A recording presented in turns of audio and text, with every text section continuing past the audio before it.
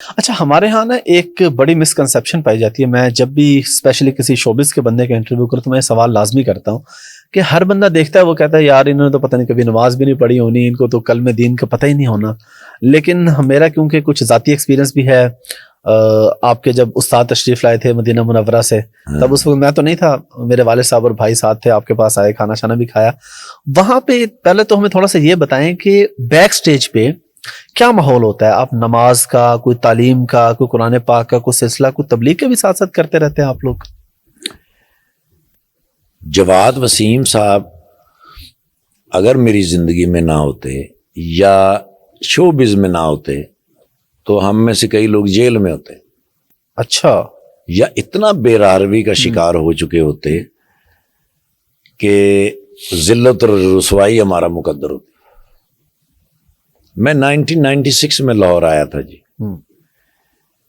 الحمرہ کے اندر میں جب ڈرامہ کر کے تو نکلا تو مجھے جواد وسیم صاحب نے کہا 3 دن کے لیے آپ نے ہمارے ساتھ جانا ہے. ٹھیک ہے. میں نے کہا تو گھر والوں کو بتانا پڑے گا. تو میں نے تو بتایا نہیں. انہوں نے کہا ہم آپ کے ساتھ گھر جائیں گے، ہم ان سے بات کریں گے اور 3 دن کے لیے آپ نے ہمارے ساتھ جانا. ٹھیک ہے. حیران تو میں ہوا، کہاں لے کے جا رہے ہیں مجھے؟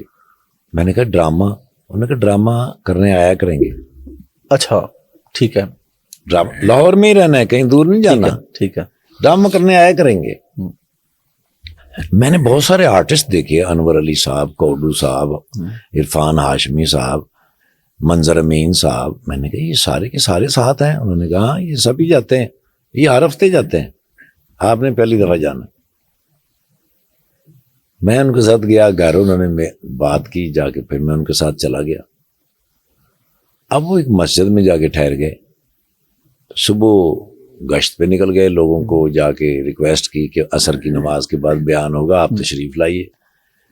پہلی مرتبہ تھا میرا، میں دیکھتا رہا، اور اس میں باقی تو شاید میرے لیے مشکل تھا سب کچھ کرنا. کھانا بڑا مزے کا تھا. اچھا. چنے کی دال گوشت بنا ہوا تھا سر، مجھے آج تک اس کا ذائقہ بھی یاد ہے. اور توے کی روٹیاں، سیلڈ. اب مجھے باقی چیزوں سے تو کوئی دلچسپی نہ رہی، کھانے سے مجھے تھوڑی دلچسپی رہی کہ یار بڑا مزے کا کھانا ہے. وہ 3 دن کے بعد جب واپس آیا تو میں پھر روز ان سے پوچھوں کہ کب جانا ہے.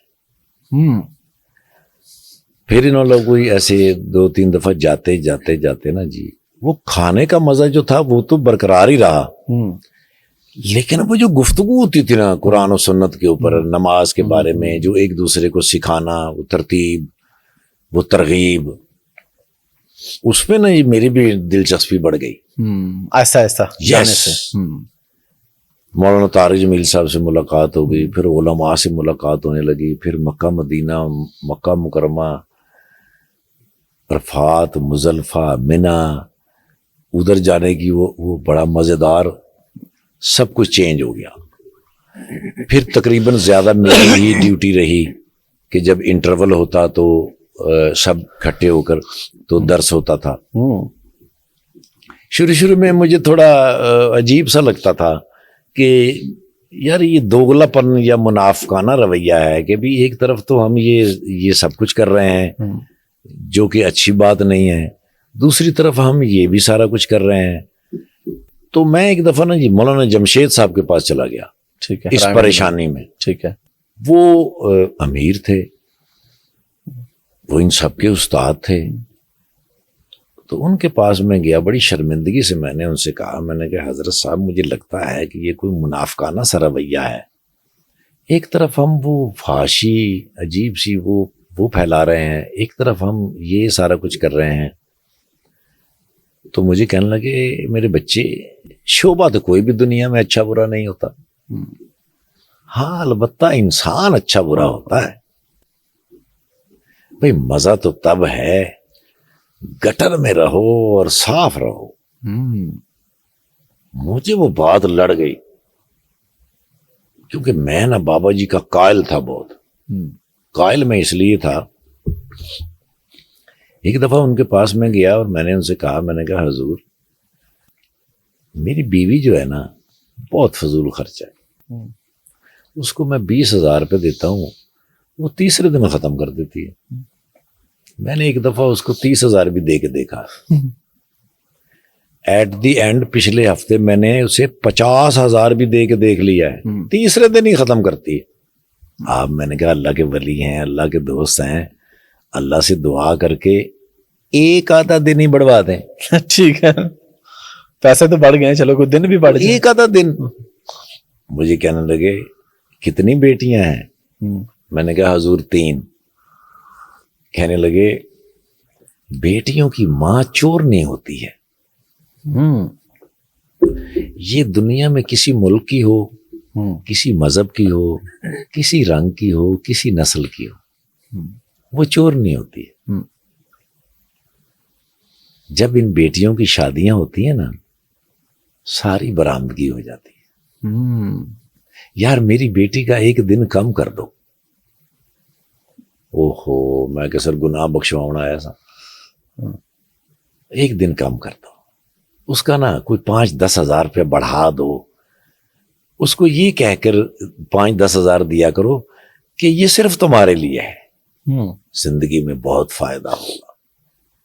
میں اس بات کا بڑا قائل تھا کیونکہ میں تجربہ کر کے دیکھ چکا تھا یہ.